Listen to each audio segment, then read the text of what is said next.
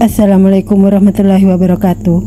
Alhamdulillahirrabbilalamin. Assalatu wassalamu ala asrofil anbiya'i wa mursalin wa ala alihi wa sahbihi ajmain. Amma ba'du.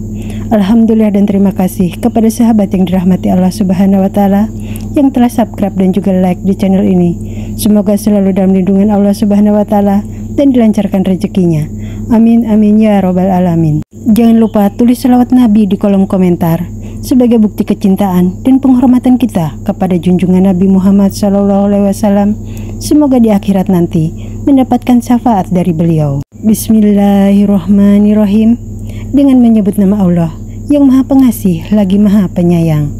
Penulis kitab ini sengaja menulis tulisannya dengan ucapan basmalah sebagai implementasi sabda Rasulullah SAW. Setiap perkara penting yang tidak dimulai dengan Bismillahirrahmanirrahim maka ia terputus. Hadis riwayat Abu Dawud. Maksud terputus dalam hadis ini bukanlah tidak diterimanya amal kebaikan, akan tetapi hilangnya keberkahan. Sebagaimana kita ketahui bahwa keberkahan adalah sesuatu yang mutlak dibutuhkan dalam sebuah amal perbuatan. Jikalau keberkahan itu tiada, maka amalan yang kita kerjakan akan sia-sia belaka. Ada satu pertanyaan yang berkaitan dengan hal ini. Bukankah setiap pekerjaan itu harus dimulai dengan puji-pujian kepada Allah Subhanahu wa taala? Hal tersebut sesuai dengan sabda Rasulullah SAW. Setiap perkara penting yang tidak dimulai dengan memuji Allah Subhanahu wa taala, maka ia terputus.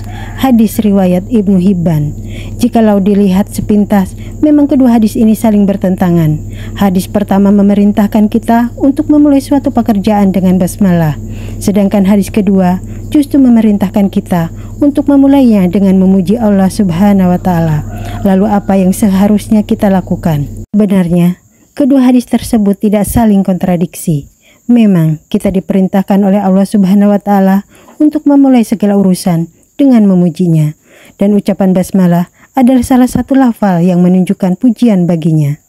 Jikalau kita perhatikan baik-baik, maka kata Ar-Rahman dan Ar-Rahim adalah pujian baginya. Kita mengakui bahwa Allah Subhanahu wa taala Maha Pengasih kepada seluruh umat manusia, sebagaimana juga Maha Penyayang kepada kaum mukminin. Pekerjaan yang dimulai dengan basmalah maupun tahmid, keduanya sama-sama mengandung makna pujian kepadanya.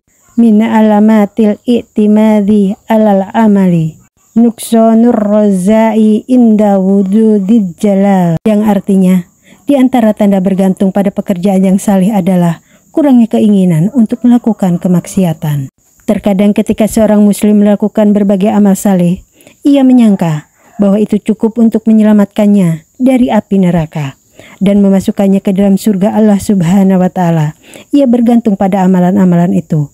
Ketika ia melakukan suatu kemaksiatan, maka ia hanya cuek bebek. Dalam pikirannya, semua itu akan tergantikan oleh amalan saleh yang selama ini dilakukannya. Ia menggantungkan harapannya pada amalan itu dan mengurangi rasa berharap kepada Allah Subhanahu wa taala. Sebenarnya, ini adalah sebuah kesalahan besar. Seorang muslim tidak akan pernah memasuki surganya dengan amalan saleh saja, akan tetapi dengan rahmatnya. Selain itu, tindakan seperti ini juga merupakan sebuah bentuk kesyirikan karena menggantungkan harapan pada selainnya. Padahal dalam setiap salat kita melantunkan kepadamu kami menyembah dan kepadamu pula kami minta pertolongan.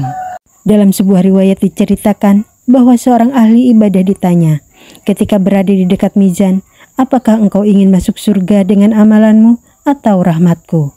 Karena laki ini merasa yakin dengan amalan-amalan yang selama ini dilakukannya, maka ia menjawab, dengan amalanku. Tatkala ditimbang, ternyata amalan itu tidak mampu memasukkannya ke dalam surga, sehingga ia dilemparkan ke neraka. Dalam riwayat lain dijelaskan bahwa seorang pembunuh 99 jiwa dimasukkan oleh Allah Subhanahu wa taala ke surganya, padahal ia belum melakukan amal saleh sedikit pun. Begitu juga hanya dengan seorang pelacur yang berhak memasuki surganya. Ia hanya karena menolong seekor anjing yang kehausan. Semua itu semata-mata karena rahmat Allah Subhanahu wa taala. Seorang mukmin sejati yang mengenal Tuhannya selalu bergantung pada Tuhannya, bukan amalannya. Demikianlah, kurang dan lebihnya kami mohon maaf. Subhana rabbika rabbil izzati amma yasifun, wassalamu ala mursalin, walhamdulillahi rabbil alamin. Wabillahi taufiq wal hidayah. Wassalamualaikum warahmatullahi wabarakatuh.